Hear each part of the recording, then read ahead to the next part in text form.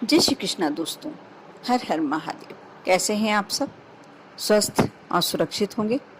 दोस्तों, 13 जुलाई पूर्णिमा, उसके बाद सावन लग जाएगा। और सावन का महीना ऐसा है जिसमें प्रत्येक व्यक्ति, ये धार्मिक दृष्टि से बहुत ही महत्वपूर्ण माह आने वाले हैं। सावन के बाद भादो, इनमें त्यौहार, पूजन पाठ होते ही होते हैं। हम मंदिरों में जाते हैं, जल चढ़ाते हैं, भगवान जी की पूजन करते हैं। कई जगह हिंडोलों के दर्शन होते हैं। उसके बाद गणेश चतुर्थी का जो समय चलता है उसमें हम गणेश जी के दर्शन करने जाते हैं, मंदिरों में जाते हैं, माता दुर्गा के मंदिर जाते हैं, दर्शन करते हैं। ये सब कार्य तो बहुत अच्छे हैं। जिस दिन यदि हम मंदिर जाते हैं उस दिन मान लीजिए कि आपके ऊपर पूरा पूरा भगवान का आशीर्वाद है, आपके इष्ट का आशीर्वाद है। और जिस दिन हम भगवान के दर्शन नहीं कर पाए, हो सकता है हमसे कोई चूक हो गई हो जिसके कारण भगवान हमें दर्शन नहीं देना चाहता, ये मान के चलेंगे तो आप बहुत ही पॉजिटिव सोच सकते हैं।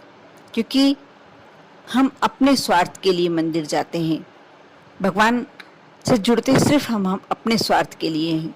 हमारे मन में शांति, हमारे जीवन में सौभाग्य, समृद्धि, ऐश्वर्य, धन संपत्ति, सारी चीज़ें हम यदि चाहते हैं, सारे सुख यदि हम प्राप्त करना चाहते हैं, इसीलिए हम मंदिर दर्शन करने जाते हैं।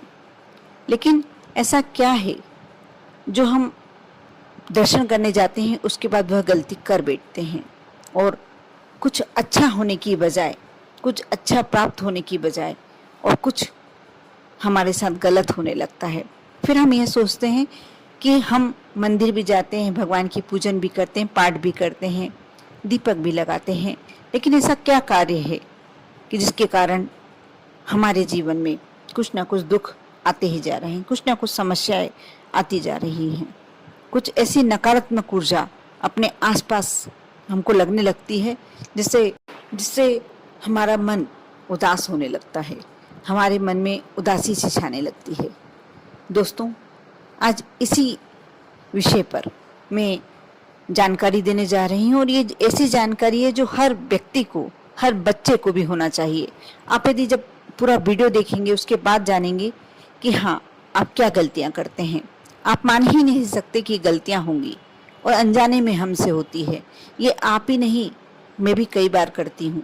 अभी तक अनजाने में हो ही जाती है, कोई ना कोई अवश्य करता ही करता है, क्योंकि हम उसको गलती मानते ही नहीं हैं और ये बिल्कुल हमारे लिए गलत होता है।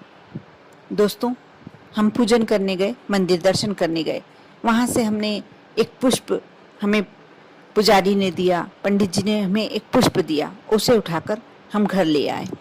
घर लाकर हमने अपने मंदिर में रख दिया या हमारी तिजोरी में रख दिया या अपने कहीं भी रख लिया, कोई से भी स्थान में। लेकिन शायद आप नहीं जानते, जब तक पुष्प खिले हुई अवस्था में होता है, जैसे 2-3 दिन, जब तक पुष्प अच्छी अवस्था में होता है, जब तक वह पॉजिटिव एनर्जी फैलाता है, सकारात्मक ऊर्जा फैलाता है, खुशियाँ फैलाता है। और जब वह पुष्प, चाहे भगवान के ऊपर चढ़ा हुआ पुष्प ही क्यों ना हो, जब वह पुष्प बासा हो जाता है और सूख जाता है, वह हमारे घर में नेगेटिविटी फैलाने लगता है। और हम बाहर से तो बड़े उम्मीदों से लाते हैं कि ये भगवान का आशीर्वाद है। जब वह सूख जाता है, कहीं हमने कहीं रखा, वहाँ से गिर गया, वो पैरों में आया और भगवान के आशीर्वाद का अपने अनजाने में अपमान कर दिया। होता ही है ऐसा।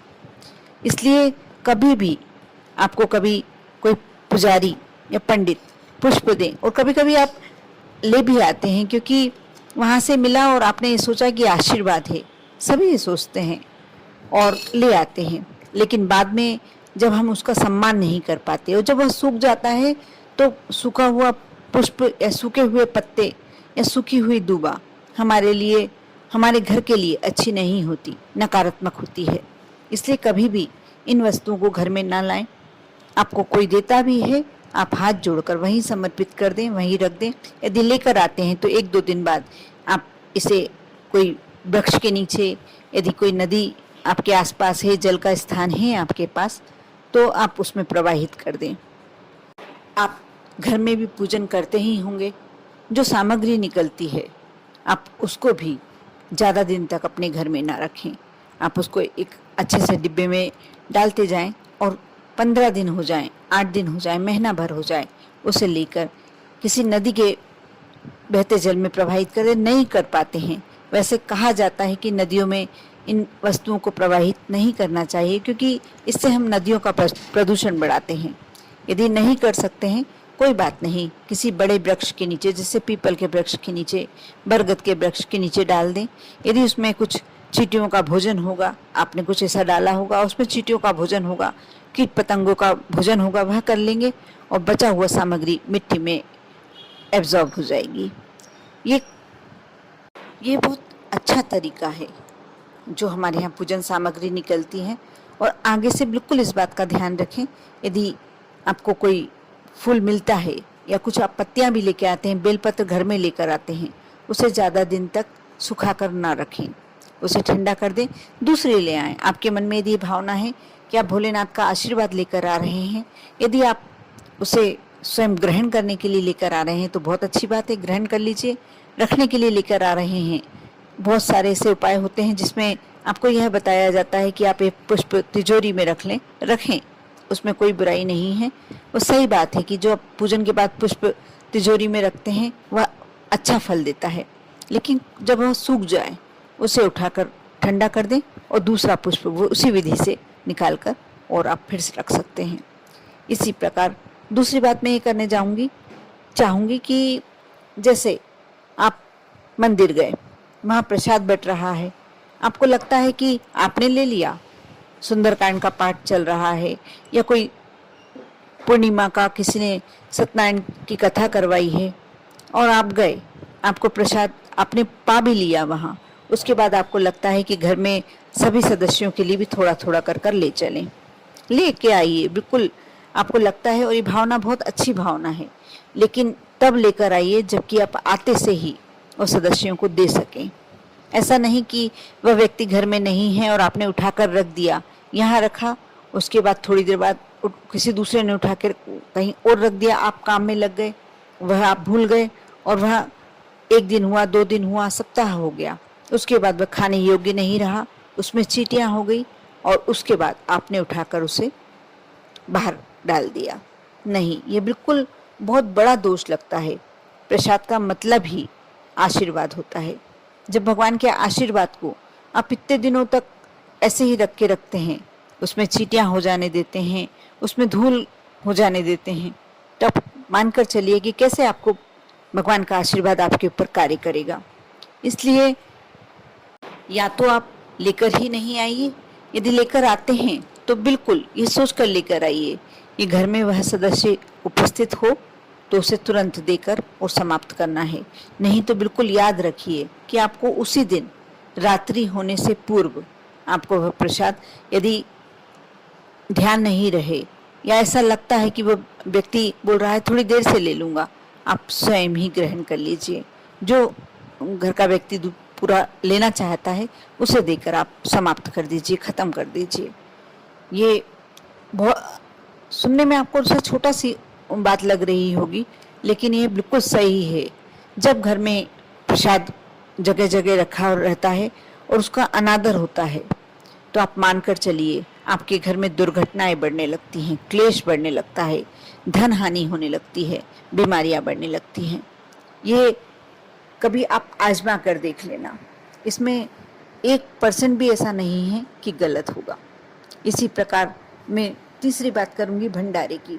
आप भंडारे में गए, आपने वहाँ भोजन कर लिया, आपके मन में आया नहीं मेरे बच्चे नहीं आ पाए या मेरे पति देव नहीं आ पाए या हमारे घर में हमारी सासू माँ बूढ़ी हैं उनके लिए ले चलूँ, लेके आइए।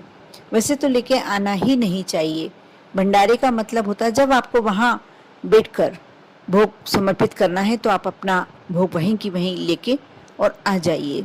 ये स्वार्थ रखिए ही नहीं कि आपको घर में किसी को देना है। भगवान सिर्फ भावनाओं का भूखा है, ये ठीक है, वह भगवान का प्रसाद है। आपका मन होता होगा कि आप परिवार के दूसरे मेंबर भी उस प्रसाद को ग्रहण करें, लेकिन यदि जा सकते हैं, जाने में सक्षम हैं, तो अवश्य वहीं जाकर प्रसाद उन्हें ग्रहण करना चाहिए। अब कभी भी मत लेके आइए। होता क्या है कि हम लालचवश कह लीजिए या स्वार्थवश कह लीजिए या रखने वाला यदि परिचित हो, थोड़ा सा ज़्यादा रख देता है। आपने सुबह वहाँ भोग लगा के भोजन कर आए, उसके बाद आपको शाम को बच गया थोड़ा सा, आपने शाम को भी खा लिया, उसके बाद भी इतना ज़्यादा बच गया कि वह दूसरे दिन सुबह, और सुबह आपने देखा आपका खाने का मन किया ही नहीं, आपने गाय के सामने डाल दिया या बाहर फेंक दिया। बहुत बड़ा अनादर है। पहली बात तो भंडारे का मतलब या इस तरीके से जो अनुष्ठान होते हैं उसका मतलब होता है अब वहाँ जाके प्रसादी लेकर आएं। इसका मतलब ये बिल्कुल नहीं होता हम घर लेकर जाकर इसे भोजन के रूप में स्वीकार करें, बिल्कुल गलत है। आप यदि ऐसा करते हैं तो आगे से सोच के करिए। ये आपके साथ आप हो सकता है कि आपके मन में एक तसल्ली ज़रूर मिलती हो कि हमने भगवान के प्रसाद को 2 या 3 बार ग्रहण करा, लेकिन ऐसा नहीं है। ये कहीं ना कहीं आपके परिवार में कोई ना कोई क्लेश अवश्य कराता है, कोई ना कोई विघटन अवश्य कराता है, क्योंकि ये गलत है, तरीका ही पूरी तरीके से गलत है। आप माने या ना माने, ये बिल्कुल सच बात है। चौथी बात मैं करूँगी मनी प्लांट। मनी प्लांट की मैंने भी सुना था, मैं भी छोटी थी जब हमारे परिवार में भी ये कहा जाता था कि यदि मनी प्लांट चोरी कर लाया जाए, मनी प्लांट यानी पैसे का पौधा यदि चोरी करके लाया जाए, वो घर में लगाया जाए और यह बढ़ जाए तो हम पैसे वाले हो सकते हैं। हो सकता है इस बात में कोई सच्चाई हो, मुझे नहीं मालूम, लेकिन एक बात अवश्य है कि इससे हो सामान लग गई है। आजकल लोग मनी प्लांट लगाने की, मैं कुछ दिनों पूर्व मेरे परिचित के यहाँ गई थी, वहाँ देखा मैंने किचन में एक बॉटल में मनी प्लांट रखा हुआ था, वहाँ बेल चढ़ रही थी, एक गैलरी में रखा हुआ था, एक उनके रूम में रखा हुआ था और एक उनके हॉल में ड्राइंग रूम में रखा हुआ था। ये लोगों ने एक होल बना ली है कि ये मनी प्लांट जितना फैलेगा उतना हमारे यहाँ पैसा बढ़ेगा। इसमें सच्चाई कितनी है ये तो मुझे नहीं पता। और ये मनी प्लांट बढ़ता है तो भी अच्छा है, सुंदर लगता है, बेल चढ़ जाती है, सुंदर लगता है, लेकिन जब आप प्रॉपर ध्यान नहीं दे पाते, कोई भी पौधा हो जिसमें मनी प्लांट का पौधा कहते हैं, सूखा नहीं होना चाहिए, सूखना नहीं चाहिए। आप ध्यान नहीं देते हैं, वह सूख जाता है और ऐसे में आपको बहुत सारे धन हानि का सामना करना पड़ सकता है। इसलिए आप लगाएं अवश्य।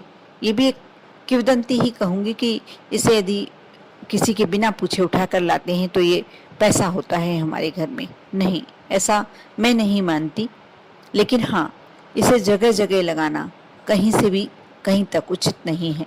आप एक जगह लगाएं जहां आप इस पर ध्यान दे पाएं, जहां इसे प्रॉपर देखभाल मिले और इसका सही रूप से विकास हो सके। आप यदि ये बातें ध्यान रखते हैं, आप वृक्ष लगाएं, पौधे लगाएं, जो भी लगाते हैं लगाएं, लेकिन उसका यदि प्रॉपर ध्यान रख पाते हैं तो आप लगाएं, अन्यथा नहीं। सूखे पौधे घर में नहीं होना चाहिए, इस बात का विशेष ध्यान रखें। कभी भगवान का आशीर्वाद, आप जिस वस्तु को मानते हैं उसे घर में अनादर ना करें, उसका सम्मान करें। उसे तुरंत आप उसका कुछ डिसीजन लें कि किसका क्या करना है। आप यदि ये बातों का, छोटी छोटी बातों का ध्यान रखते हैं, अब देखना आपके घर में जैसे आकस्मिक दुर्घटनाएं, क्लेश, अशांति, धन हानि, ऐसी समस्याएं अपने आप ही स्वतः ही समाप्त हो जाएंगी। विश्वास रखें, आस्था बनाए रखें। ओम नमः शिवाय।